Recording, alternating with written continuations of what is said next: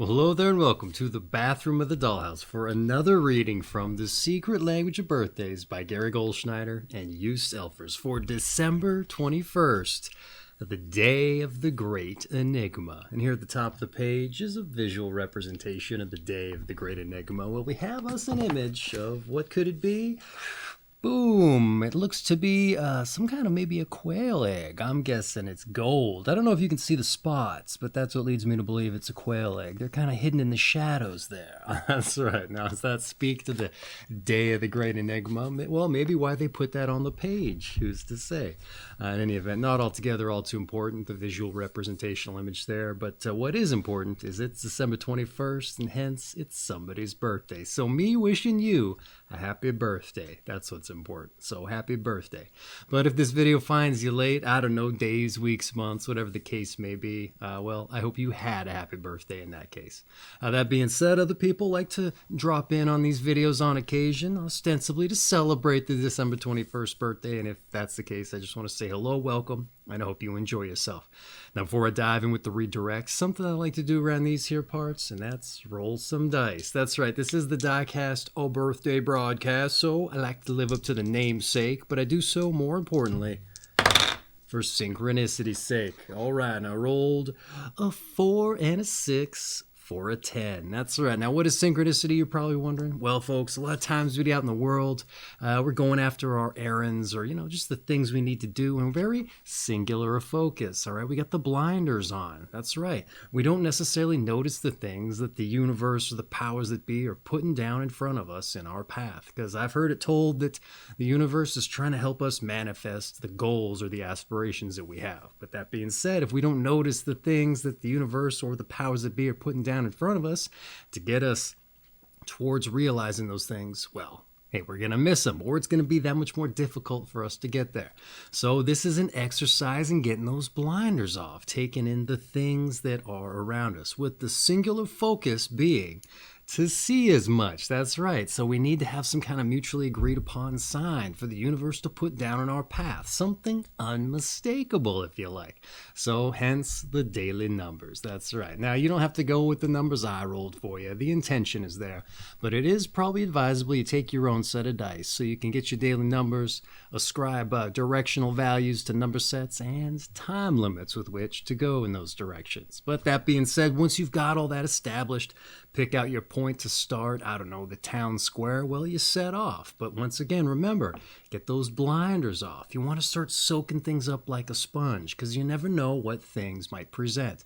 So you got to be eagle-eyed for things that are coming up at you, because the day might start to take on a theme. That's right, you might start noticing things like, I don't know, golden eggs, for instance, golden quail eggs. Maybe not that on the nose, but things like that. Maybe you'll see stickers or, put up on street signs or transformer boxes. I don't know. The world's kind of random that way.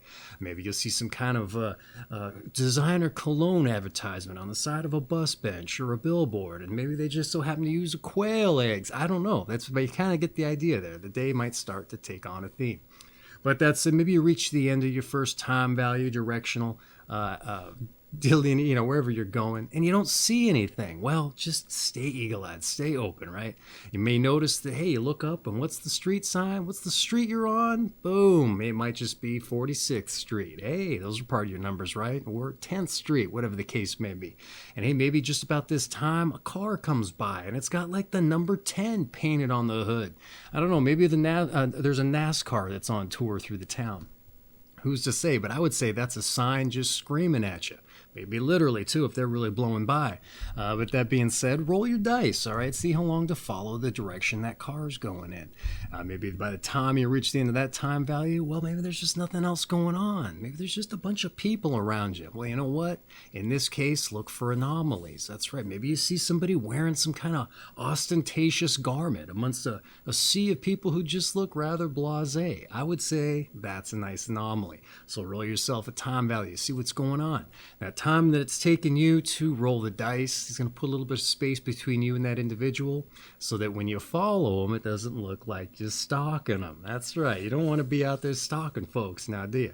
That said, you start following them. Maybe they notice. Maybe they're very open. They don't have the blinders on. Maybe they notice you're stalking them. Well, you shouldn't be stalking folks. That's right. So, in any event, just be open, transparent with what you're doing. Show them this video. You never know. They might be blown away. And you're like, why are you blown away? They go, that's my birthday too. Oh, wouldn't that be interesting? Oh, coincidence, you're probably saying, hey, let's go with it. Let's stack up some coincidences, all right? That's the goal here, to see, taste, touch, smell, maybe even see or hear a little bit of magic out there in this life, okay? Because I think if you start seeing themes, seeing coincidences, hey, it's going to feel like something that we just don't get to experience all that often. That's right. It's kind of like when somebody mentions a car and you start seeing them all over the place, right? It's kind of cool, I say. But that being said, that stuff might have always been there and we just weren't seeing it. So, you know what? That's what this was, an exercise in as much. But if you don't see any coincidences or themes or any of that stuff, hey, at least you got out there, got your steps in. That's right. That being said, I think you get the idea of synchronicity. So get on out there, have some fun on your birthday, all right? So let's get on with the read, all right? Your month is December, your day the 21st. Your sign is 28 degrees Sagittarius to 0 degrees Capricorn. And your period of the zodiac is Sagittarius, Capricorn, Cusp. And your quality and element is mutable fire.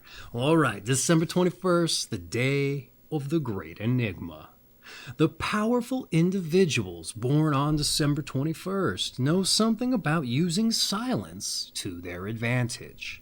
Whether verbal or not, they primarily use their body presence or psyche to get their ideas across in an irresistible fashion. It is very difficult to oppose them, as so directed are they toward achieving their purpose. And indeed, December 21 people are able to squeeze every ounce of energy they have in a determined drive to make the issue at hand a one-way street, going in their direction only. Once they force another individual to do something their way, they can better control the outcome. As mentioned earlier, December 21 people can use silence with devastating effect by refusing to speak at crucial junctures in conversation or negotiation. And they can upset or intimidate others far more than if they spoke or even shouted at length. And one gets the idea sometimes that behind that silence is a wicked temper that can break loose at almost any instant.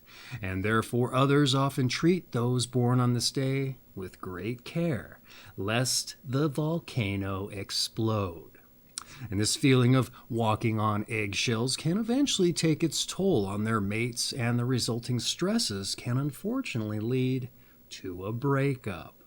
Consequently, December 21 people may have difficulty sustaining their interpersonal relationships over the years, perhaps leaving a trail of broken hearts behind them.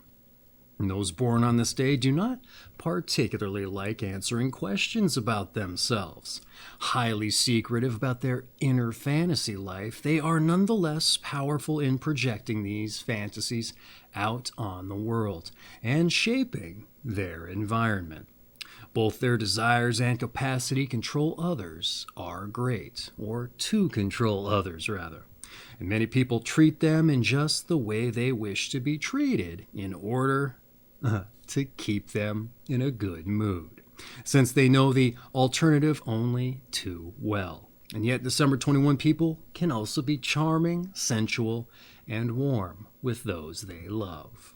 Both men and women born on this day are physically powerful through their mastery of movement and stillness. And in addition, they usually have an abiding love for small children and or animals, a love which can at times eclipse their interest in their adult peers.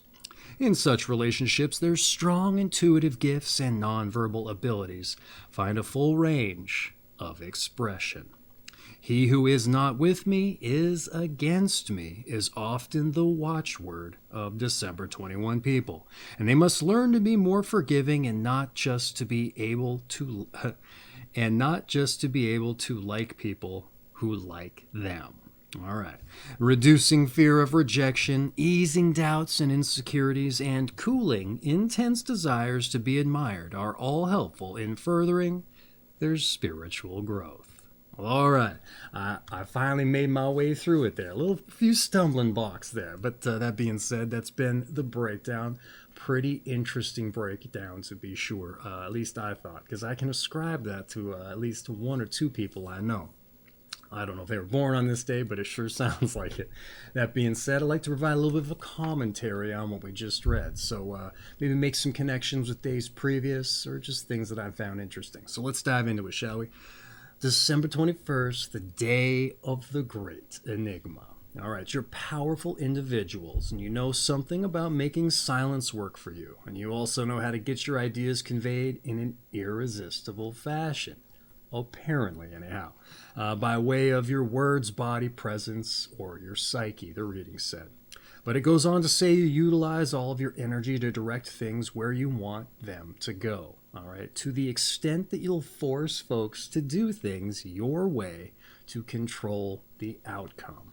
All right, to which I would say, in my experience, doesn't often end well or results in antagonism and irritation from those who it's aimed at. All right, I'm also curious to discover how that particular facet is avoided if this methodology is employed, as well as time silence by my mind isn't necessarily the ticket forward.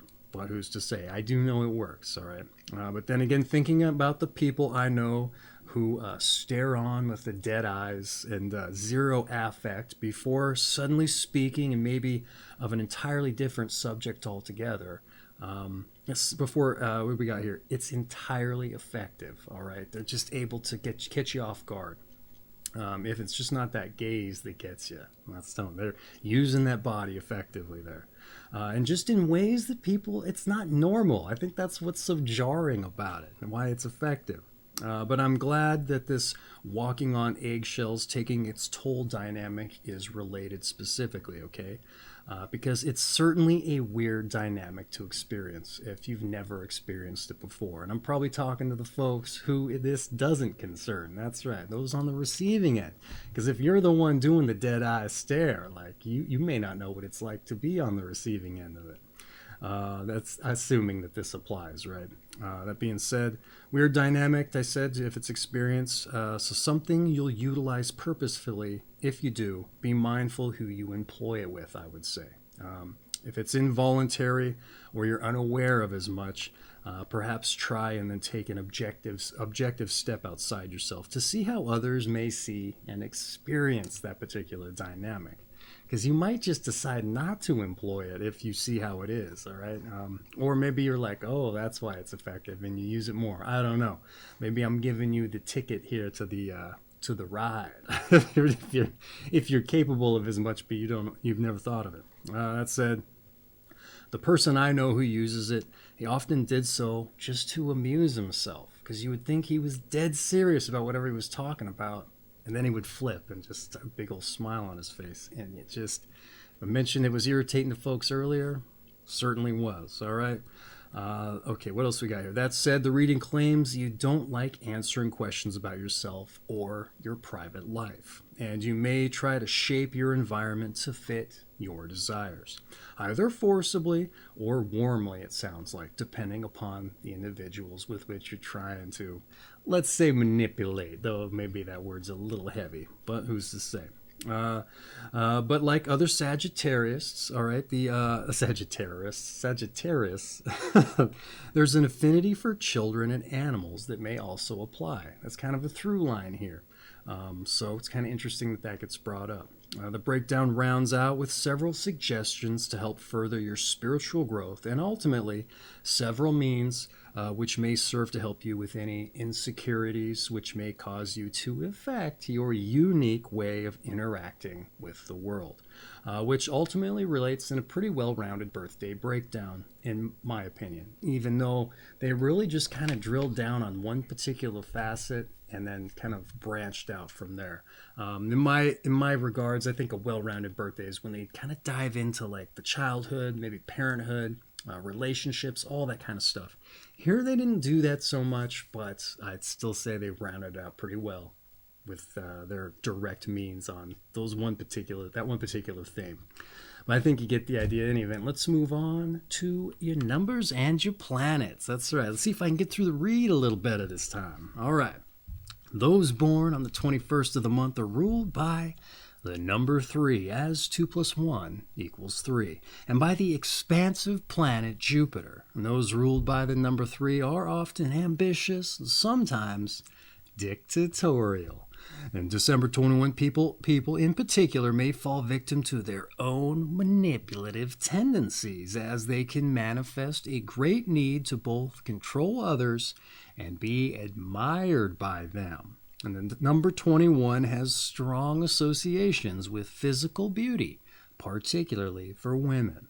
The double influence of Jupiter, the ruler of Sagittarius, and the number 3 leads to an expansive attitude toward the world. But Saturn's influence as Capricorn's leader, or ruler rather, lends a dark, passionate quality. All right, there's your numbers and planets. Pretty personalized entry here today for you. And I think by and large that's because of the cusp here, the Sagittarius Capricorn cusp, with the rulerships of both Saturn and Jupiter in conflict with one another. Saturn being the restrictive planet and Jupiter the expansive. But anyway, I think I'm getting ahead of myself. Let's dive in with the notes. Don't want to repeat myself too much here as I've been doing in the past. All right, the number 3 in Jupiter for ambition and sometimes dictatorial attitude. All right, also a penchant to fall victim to your own manipulative process, for a very interesting look at the dynamic there. And considering there's a difference between a want and a need, if said penchant has reached the point that you need to both control and be admired, it's probably too late, okay? Your drive for power has somehow taken power over you. Don't let that happen. I think that's an ironic twist for somebody that I assume prides themselves in not being subject to something's power over them. But if it's your own power that you're now subject to, that's ironic, I would say. So at least based on what's being conveyed, that's my interpretation of that. That said, Jupiter is also said to lend an expansive personality and philosophical outlook, as well as optimism. Just mind the constrictive Saturn influence that conflicts with all of that. It might be your bane, or seen another way, lend to the enigma. That's right, it was mentioned in the title. The Jupiter is said to help bolster things too, but if you got Saturn that's kind of detracting, your rulership is the number 3, so there's that dual Jupiter there. I don't know, Jupiter might wash out a little bit of Saturn in that case, who's to say? But I would say that constrictive element for the conflict is still there to some extent. That's if you lend any credence to astrology there too. But that being said, that's what I'd say about your numbers and planets. Expanded on it there for you a little more so than they put into the read. But let's move on to your tarot. That's right, one of the more eclectic of the New Age metaphysical ideologies, even though it's not all that new. But hey, it's just here in the book. We don't have to take it home with us and start dealing out the cards to inspire our every flight of fancy and whim. So let's just see what it has to say. Sometimes it helps us make even more connections. So let's get into it. The 21st card of the major arcana is the World, all right, which depicts a goddess running while holding energy-giving rods. She surmounts the world and displays the truth, and she has unlimited power. And the card symbolizes all that is attainable on the earthly plane. Although reward and integrity are assured, traditionally the card can also indicate monumental obstacles and setbacks of fortune. as well as negative traits of distraction and self-pity. All right. Total copy-paste job here with the tarot card. Not uncommon, but sometimes they'll personalize it for you here a little bit. So let's see what I had to say, what it made me think of here. The World card, a once-a-month card, all right? The goddess with her life-giving rods, surmounting the world and displaying the truth with her ultimate power. So does that sound like anybody we know here that's been conveyed recently? I don't know. I think it does speak to you just a little bit there. At least assuming the breakdown applies, right? That said, the card represents all that is attainable despite obstacles and setbacks. Getting what you want through your respective unique means, I would say. That being said, I don't know, it's not exactly a generic kind of thing you could append to just about anybody. Not in so many words. Though it could be argued, it could apply to anyone in certain form or fashion. Well, with the obstacles. Everybody's got obstacles, right? But I would say warnings of distraction and self-pity wise for the negatives, they're kind of interesting to consider. As one may argue on the surface, it wouldn't seem that those are a concern of yours based on the breakdown.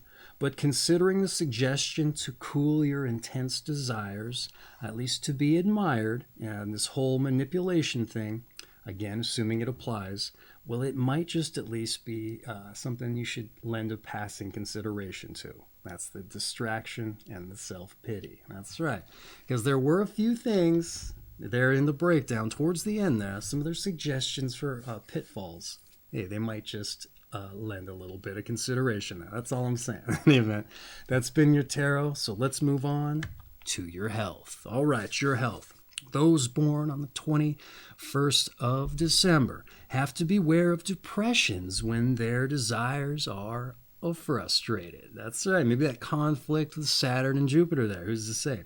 Repressed anger and resentment can result in controlling and occasionally violent behavior. Sexual expression and satisfaction are usually very important to December 21 people. And toward this end, they require a loving mate who can not only provide them with both warmth and affection, but satisfy them physically. All right.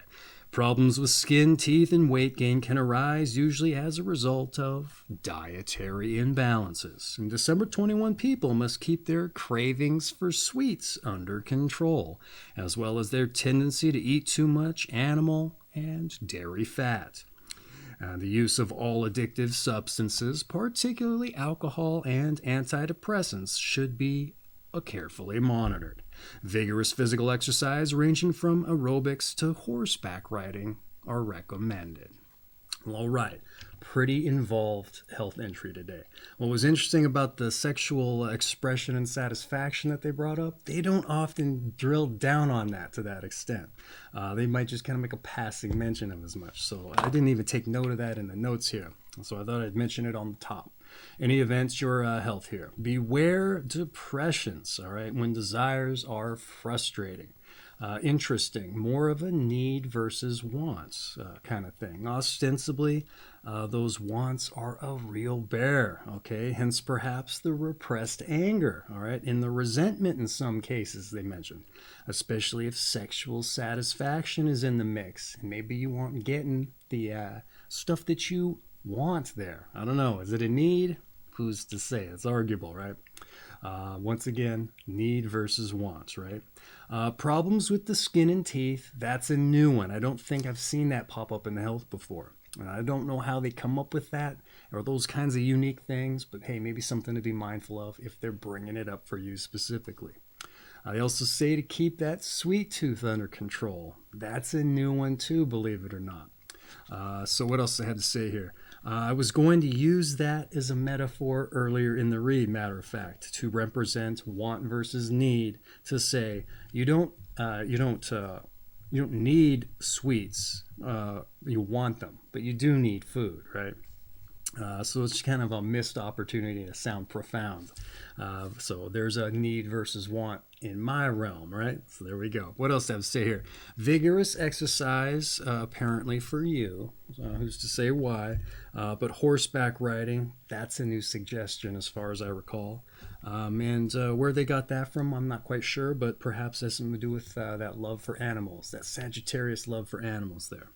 That being said, that's what I had to say about your health entry. I had to put it all in throughout the book because I ran out of space on the page. With that being said, let's move on to some advice. Pretty interesting health entry there. Very personalized for you. All right, your advice. Learn to be more open and less secretive, all right? Trust and share. Don't build up inner resentments. Your projected fantasies can be dangerous, and beware of putting claims on others. All right. Very sparse advice. I don't know, it usually is, but very valuable, I would argue. All right, so what I have to say here, be more open.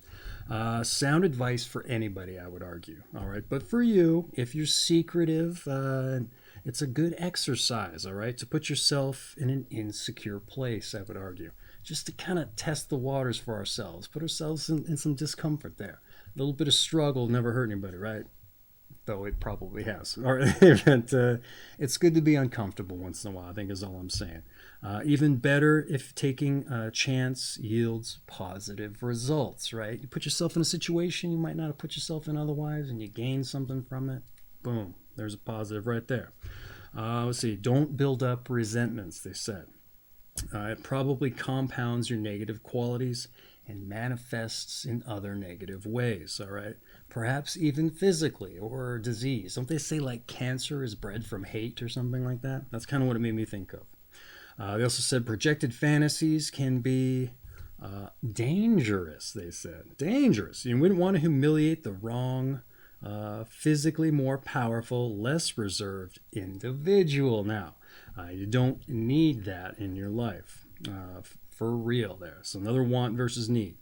Beware putting claims on others. All right. Best worst case scenario, they like the claim and they turn out to be crazy, right? And then you don't need that in your life and you can't get rid of them, right? You don't take claim on someone you don't want, all right? That's something you don't need. There you go. Especially if they're physically more powerful and less reserved than you. Drilling back down on that again. So there's dangers in a variety of fashions there. That being said, that's your advice, kind of what I had to say on it. Brought up the theme of want versus need and this physically more powerful and less reserved individuals there. That being said, that's been your advice. Let's move on to your meditation. All right. The first step in being honest is leveling with yourself. Oh, I like this one for you. I don't know, maybe it's just from the perspective of someone who's dealt with somebody that's kind of described in this way. I like it for that. So that being said, once more, the first step in being honest is leveling with yourself. All right, that's your meditation, your birthday. I'm not going to throw some spin or interpretation on it for you. That's just for you. That being said, your meditation in the can, as it were. Let's move on to your strengths and your weaknesses. That's right. Let's see where you got the bulk there, the muscles if you like, and where you're atrophied. That's right. Your strengths and your weaknesses. You're strong-willed, you're physical, and you're intuitive. But your weaknesses, let's see what we got here. Can you guess? All right, your weaknesses. Oh, you only got 2 here. That's different. Self-involved and controlling. Oh, your weaknesses, you're self-involved and controlling. You know, a lot of times I argue that the weaknesses, they might be strengths, just depending upon the situation there. So, hey, you know what? Don't look at them as a deficit in all angles of life there. But that being said, if there's something you want to get rid of, I would argue that your strengths are going to help you get there. You're strong-willed, physical, and intuitive. Boom, that should dovetail nicely into a solution. But like I said, hey, you know what? Don't get rid of all your weaknesses, all right? Maybe just hamper them a little bit. I would say they make you who you are, and we don't want to throw that all away in the trash, right? So that being said, that's been your strengths and your weaknesses. So let's move on to those born on this day. When we get into those born on this day, And not only do we get to see who shares your company, what lottery you drew, I like to segue into something I find important, and that's examining our passions, figuring them out if you like, right? Because all too often I get out in the world and meet folks and ask them what they do, and if they like it, more importantly, and they don't. And I think it's perfectly understandable. You get out of school, right into a job to put money in the account, keep the roof over your head, food on the table.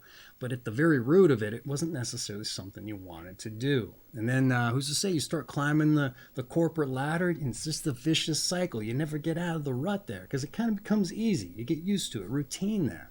But hey, you're not being fulfilled, I would say. Maybe your bank account's in decent shape, but you're not doing something you love. And I think that that's something we need to look for in this life so that we can feel fulfilled, eager to get out of bed in the morning and get on with our day.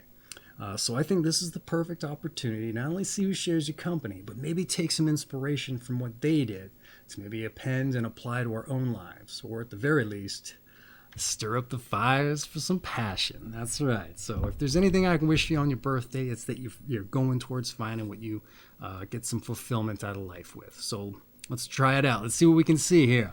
At the very least, just see what lottery you drew. All right, we start off with Joseph Stalin. Oh, a Georgian-born Soviet dictator. We also have Benjamin Disraeli, a British Victorian Prime Minister, and the first Earl of Beaconsfield, also a novelist of Vivian Grey. We also have Thomas Becket, 12th century Archbishop of Canterbury, a murder described by T.S. Eliot in Murder in the Cathedral.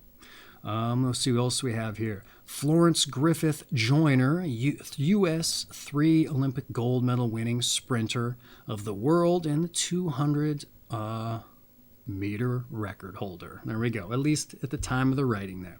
We have Jane Fonda, the film actress and the political activist. We have Frank Zappa, the songwriter, composer, singer, and multi-instrumentalist, famous for The Mothers of Invention. We also have Chris Evert, tennis superstar, 7-time French, 6-time U.S., and 2-time Australian Open, and 3-time Wimbledon winner. We also have Heinrich Boll, perhaps. It has the macron over the O there, so B-O-L-L. German Nobel Prize-winning novelist of Billiards at 9:30. We also have Kurt Waldman, Austrian president, UN Secretary General, and an alleged World War II Nazi, apparently. We also have Phil Donahue, the TV talk show host, Michael Tilson Thomas, a conductor, Joe Paterno, a Penn State football coach, 4-time Coach of the Year. We also have John McCormick, U.S. Congressman, House Speaker, Luigi Barzini, an Italian journalist, a political writer of The Europeans, Rebecca West, British journalist, novelist, critic of Black Lamb and Grey Falcon, A Journey Through Yugoslavia. We also have Anthony Powell, a British writer of The Fisher King. We also have Alicia Alonso, Cuban-American ballet dancer, Andreas Schiff, perhaps, a pianist, Christopher Keane, a conductor, opera administrator of the New York City Opera, and Hank Crawford, a jazz alto baritone, tenor saxophonist, and a pianist. All right. Hey, a lot of musicians. We had sports athletes. I think those are the same thing, right? Writers. Hey, a whole smorgasbord. I don't know if there's an enigma in there per se, but, well, Frank Zappa maybe. There you go. Maybe some of those other folks too. I just didn't know who they were. But I think I messed up a couple of names in there also. So I did some butchering on my side. Let's do some butchering over here. Make up for it. That's right. It's not done in malice. Just hooked on phonics. Doesn't always work for me. Admit your wrongs, right? I think I had some stymies in there too. Some moments of silence, if you like, for somebody who's said to be a master in as much. That's right. That being said, I know it's a big-ass tall order to take inspiration from someone else's life, but hey, you know what? Maybe me just putting the bug in your ear about it help you stir up the fires, like I said. Because once again, if there's anything I can wish for you on your birthday, it's that you're chasing after your passions or taking the time to put in the work to figure those things out. Because I think, that's what it takes sometimes. But hey, if you already have your passion figured out or you're well on your way to making it financially viable and such, hey, you know what? Glad you're on the path. That's right. For everybody else, Stir up them fires. That's right. That being said, that essentially rounds out your birthday read, except to say your season is winter, the first day of it, so it must be the solstice. Your sign, once again, is Sagittarius of the Sagittarius Capricorn cusp. And your quality and elements is a mutable fire. And what's that exactly? Well, that's a different video altogether. I'll leave it at the end of the video there for you if you're interested in finding out more. You see what the channel looked like in its earlier days there. But that being said, this has been December 21st, the day of the Great Enigma, from The Secret Language of Birthdays by Gary Goldschneider and used Elfers. I have an affiliate link for this book down in the description if you're interested in picking up a copy. Save the hassle of typing it in a browser there, and it supports the channel in the bargain, which I appreciate. But that being said, this makes an excellent coffee table book, especially if you're going to be having parties and company come over and you need a little icebreaker for, figurative or a literal fashion, considering its girth there. But hey, it's going to get the conversation started for better or for worse. Get the party started off with some energy. That's right.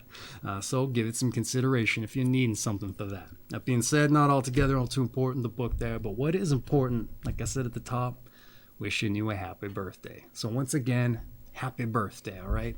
And for everybody else that joined us randomly, we're more ideally to celebrate. Hey, I hope you enjoyed yourselves, took something from it, and I see you for your birthday read. But that being said, lest I forget, boom, your daily numbers, your 4 and your 6 for a 10. Get out there and let the universe show you it's with you on your path. That's right. See, taste, touch, feel, smell, even hear a little bit of magic. And if you do, you're going to understand why I brought it up, for sure. That's right. But once again, hey, happy birthday, all right? Take care of yourselves. And remember, need versus wants. That's right. All right, take care.